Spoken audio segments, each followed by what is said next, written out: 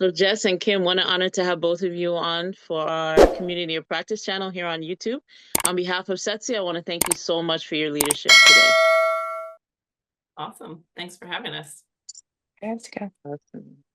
So, as always, we begin by acknowledging the original stewards of the various lands that we are on.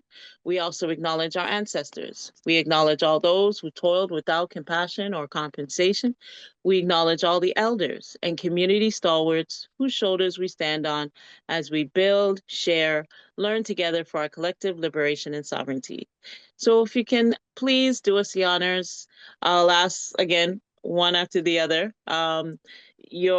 Just to introduce yourself to our listeners and viewers and tell us about your remarkable work. So, Jess, if you want to take it for us, thank you.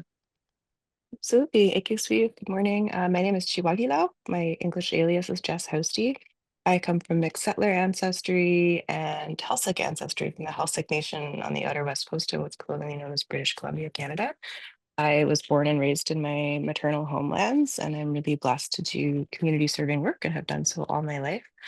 And I am also incredibly blessed to be the co-lead of the Right Relations Collaborative alongside my friend and colleague and sister, Kim Hardy, doing what we feel is good, big, important work to improve relationship practices between conventional philanthropy and Indigenous people doing the good work on the ground.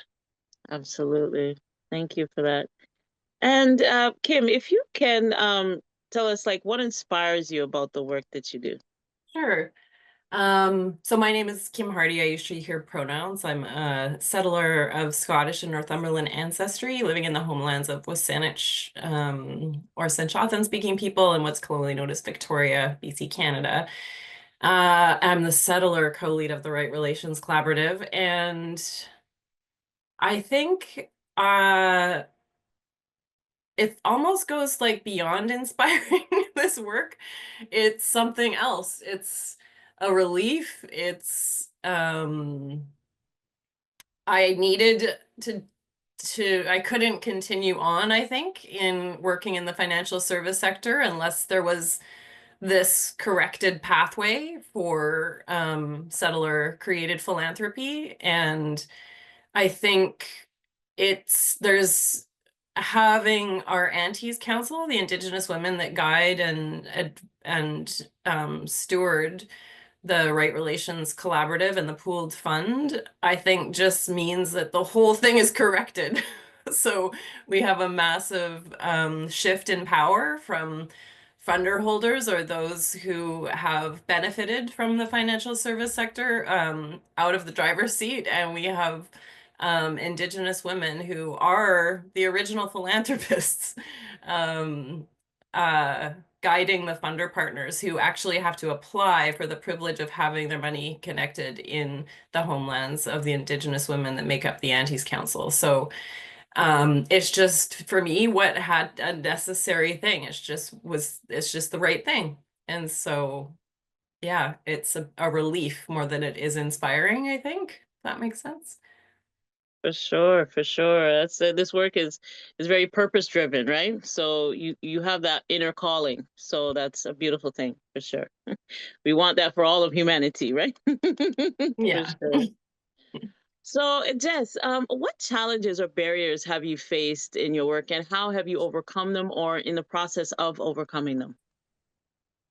Yeah, I think a little bit surprisingly to me, the biggest challenge I see in our work is that so few people have strong vocabulary and tool sets to process their own feelings. I mean, necessarily in the work that we are doing, we are talking all of the time about white supremacy culture and how we need to uproot it and dismantle it in our institutions and in our relationships. And that's a really vulnerable conversation for many people to come to for the first time. Not everyone has a strong practice around that.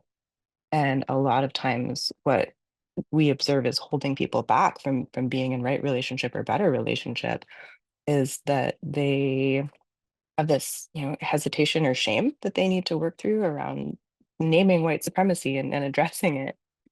And when there's that breakthrough, I mean, as Kim shared, there's this profound sense of relief that happens and this really beautiful deepening of trust and relationships. And I think that it's happening, but it takes a really deliberate, really relational approach. And it takes a lot of trust building that I think conventional philanthropy doesn't make a lot of space for. And I think it's incredibly necessary to have other places and other spaces like this where we can work in different ways and work through those barriers in a way that builds the really deep trust we need to be the foundation for a very different way of being. Absolutely. Absolutely. Thank you so much for that. So Kim, do you have any set of key priorities, or even both of you, anything you guys want to amplify at this time? Oh, there's so much of this work I want to amplify.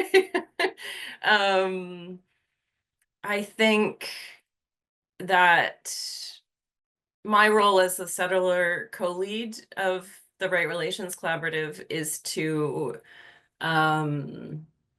steward and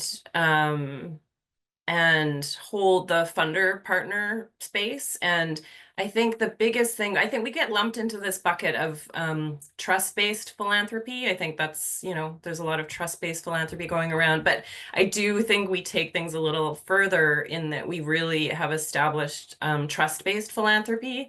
So I think the biggest thing is that we're not just Truth-based a philanthropy. vehicle. We've established truth-based philanthropy. Truth-based philanthropy. Thanks, Jess. Truth-based philanthropy. Because I think what we've done is we've created mutual accountability. So I think that's the biggest thing that's different about the Right Relations Collaborative. We have a space where not only are the anties accountable to everybody else, the Indigenous partners, the funder partners, but the funder partners also have to be in relationship and are accountable to the Anties Council and the Indigenous partners and everybody else in the collaborative. So the way we do that is that funder partners have to share their money story. They have to share where their money originated, how it was extracted, how it caused harm, how it may perpetuate harm.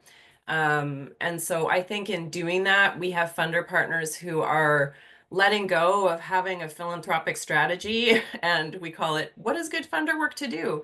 And it's probably not spending time overthinking where money should go back to community, but actually turning their attention to their investment portfolios and how are they bringing the values that they're aspiring to in their philanthropy to their investment portfolios, and having those values drive what is often divided out. It's not seen as this integrated portfolio. So I think it's the mutual accountability and how we've nurtured that that's really key to the success of the Right Relations Collaborative. Yeah. Yeah, it's such a right time right now as well, because there is, that shift of energy, like especially being in this work, you feel it, that the accountability is really coming to the forefront, holding each other accountable, and also generational, you see like Gen Z and all that, they want answers, what's going on here, on in all fronts. So excellent. So Jess, how do you feel about the future of social impact in Canada? I think that things are only going to get bolder and better because they have to. We we cannot afford to operate any other way. And maybe I'm being too hopeful, but when I look at the relationships that we have with the funder partners who are in relationship with us, and the folks doing good work who are in relationship with us, what I see is a growing recognition that, in this time where, like, it seems like we're programmed to be in a constant state of grief and alarm and unknowing, that actually there are spaces where we know what to do. And in this instance, I don't think the question is what do we do? I think the question is how do we do it, and who do we build it? Who do we build this work with? And because I see that growing recognition in people, I do have a sense of hope that a more relational approach is possible, and that a more relational approach leads to bigger, better outcomes on the ground in community, where the wisdom is so deeply embedded to activate funding in really powerful ways that create lasting, deep, beautiful, just social change. And I think that has to be our future. That's it. It absolutely has to be, and I think there's a push, in the energy, like I was saying before. So it's almost like you have no choice, because there's repercussions that are not seen, So yeah, it's definitely the right time for sure.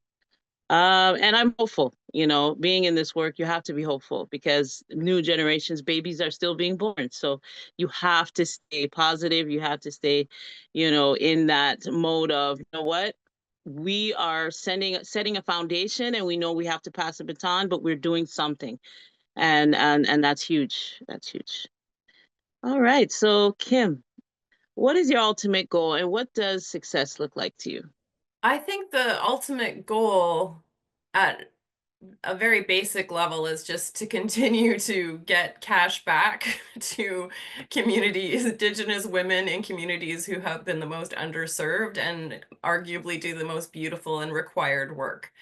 Where there haven't been pathways. I think that's also a lot of the work we do is conventional philanthropy has a very narrow and almost impassable pathway to connect with. And so we are connecting our funder partners money to work that would never have been funded before. And so that sometimes that requires doing a bunch of bookkeeping or helping someone apply for a CRA charitable number or just doing a contract so that the auntie has enough space to explore their vision, to take the first steps, to create the pathway that will ultimately lead to more resources and more people in their community doing beautiful work. And I think I'm really hopeful that I mean, initially I thought that would be the work, and it is the work. It's a big chunk of work, but actually I'm shocked at how much work it is to socialize and normalize this within conventional philanthropic spaces. Um, and I think too, as you and Jess were just talking about how this what's happening right now in the world requires hope, I think it's also such a relief to be guided by the Aunties Council who have the wisdom in their ancestors in their bodies on how to do this, how to do what we're all experiencing now. So I think like funder partners have and those with class privilege have been able to fall back on their right to comfort. Like, oh, this feels uncomfortable. I'm not, ugh, I don't actually have to do that. I'm just gonna go over here. It feels way more comfortable over here. And it's uncomfortable for everyone now. And increasingly, I'm encouraged by how the pathway we've created in the Right Relations Collaborative is the place where people who are more fragile, who are experiencing this kind of discomfort for the first time, or just finally are waking up to it, can come for guidance from those who know how to do this, whose ancestors have done this, and um, so I think that's really really important, and will carry us through these uncertain times. Yeah. Yeah, yeah, definitely. It is uncomfortable for some for sure, but the give back is just reality. It give back is just your cause and effect, that's now coming into a physical manifestation in a physical form now, You took, now you gotta give back. That's just the order of things. That's how, ebb and flow, that's how things move. And these things, like you said, like a truth-based type of philanthropy, I love that. I love that, because it wasn't always like that, right? So now we're coming into more of a justice work. We're coming into that, purpose-driven justice work, and I love it. Like I'm getting goosebumps right now because I know the outcome of what's going to happen with doing this work, and saying, "Hey, we did it wrong all this time," or at least, we didn't.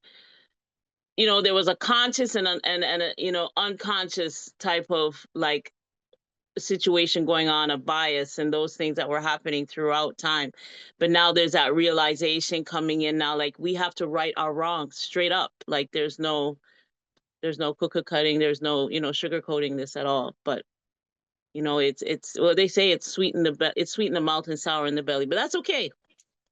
That's medicine, right? Sometimes medicine is like that, right?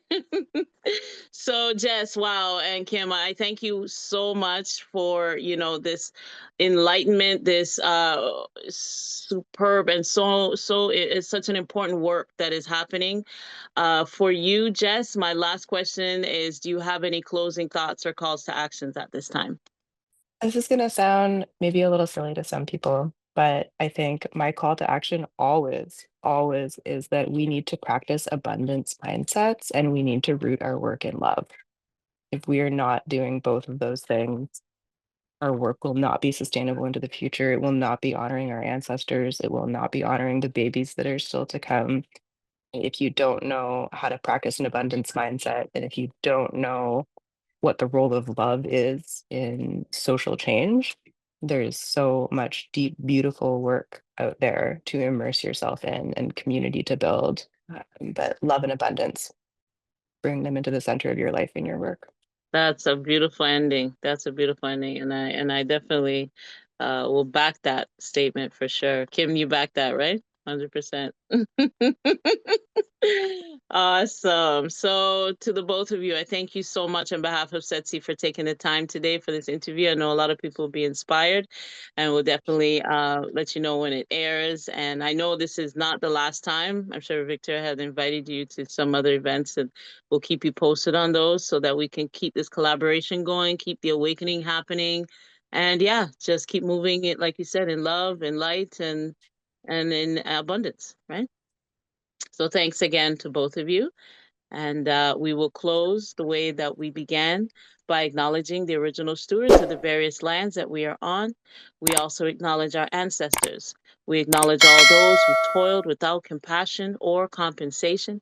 We acknowledge all the elders and community stalwarts whose shoulders we stand on as we build, share, learn together for our collective liberation and sovereignty. So, to the both of you again, thank you so much, and we'll definitely be in touch.